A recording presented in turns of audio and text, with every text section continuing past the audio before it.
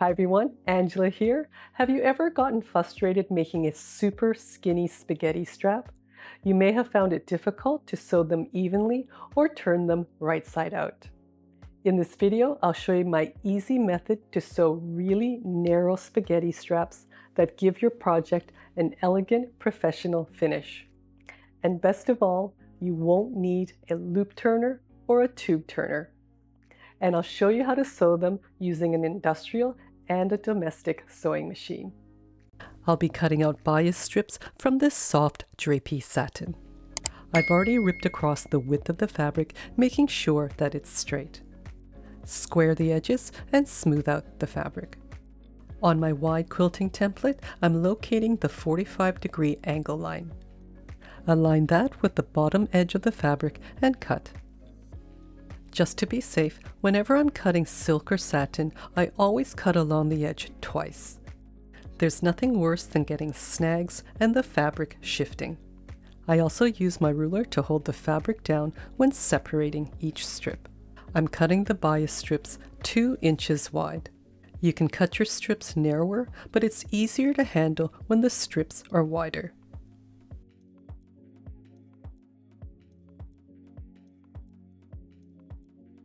If your ruler isn't quite long enough, just stack another one beside it if you can, instead of shifting it along the fabric.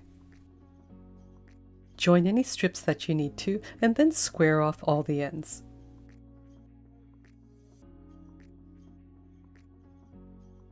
I'm using the Juki TL2010Q sewing machine. The link for this and the tools I use are down in the description below. If you're in Australia or New Zealand, click the link for Echidna Sewing and Juki Junkies for North America.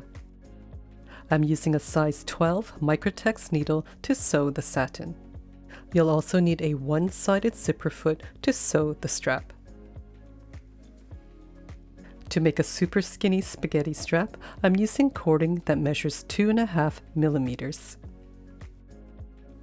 Start by shortening the stitch length to 2. With the end of the bias strip right side up, center about 1/2 inch of the cord on top. Then stitch back and forth a few times to secure it in place and check that it's nice and strong. Fold down the edge of the strip at the bottom of the cord with right sides together. Fold again, matching the long edges with the cord in the center.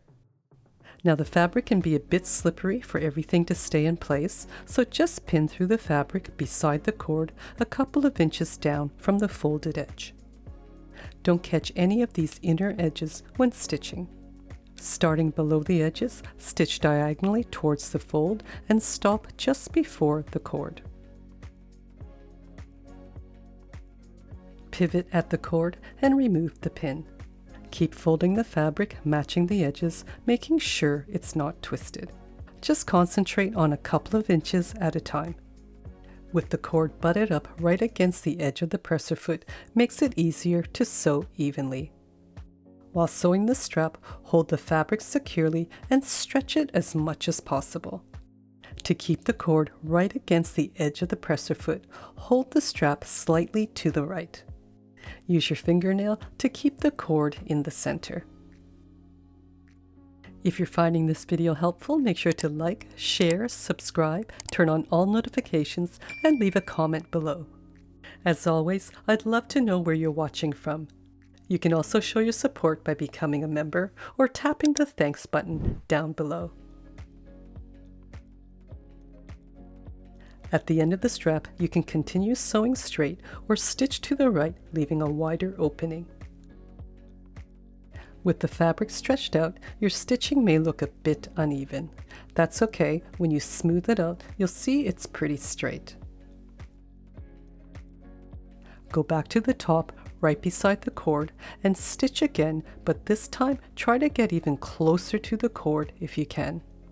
This will make the strap as skinny as possible. Continue stretching the fabric as you sew. Stretching the fabric and adding a second row of stitching reinforces the strap, making it stronger and less likely to come apart.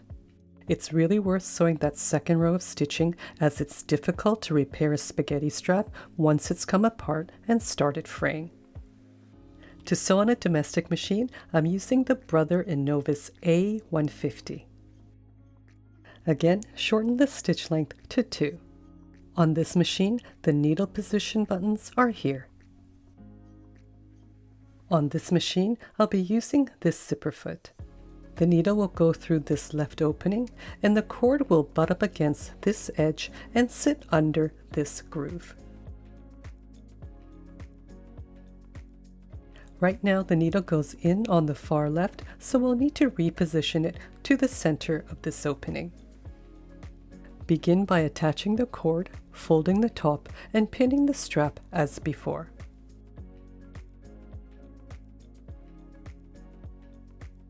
Stitch the top the same way towards the cord, pivoting and removing the pin. The cord is tight against this edge and underneath the groove. A slightly larger cord will also fit under this groove. The cord feels slightly loose inside, so we'll definitely do a second row of stitching. Because the cord sits under this groove, it prevents us from moving the strap any closer to the edge of the presser foot. We can reposition the needle slightly over to the left and sew that second row of stitching closer to the cord.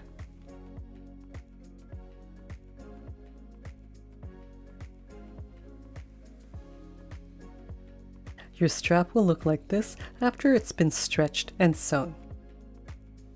The strap has the wider opening at the bottom, so it'll be easy to turn with all the fabric. At the top, we didn't catch any of the inner edges, and we can trim away some of the extra bulk. This will make it a little easier when turning right side out.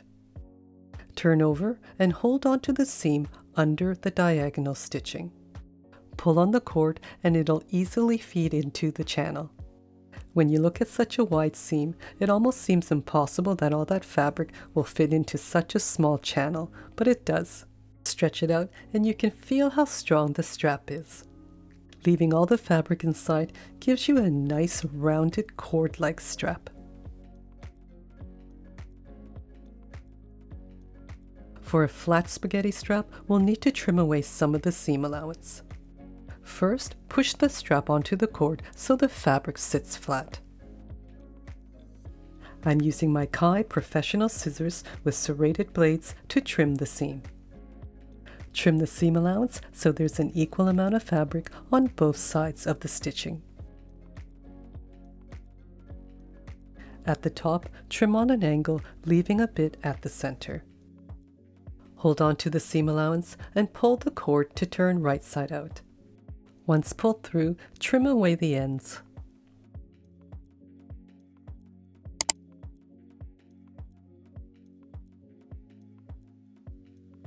For the rounded strap, pin one end to the ironing board. Stretch it out and just give it some steam without pressing it. We don't want to flatten the strap. Just smooth it out a bit with your fingers. For the flat spaghetti strap, we want to flatten it out and make it as skinny as possible.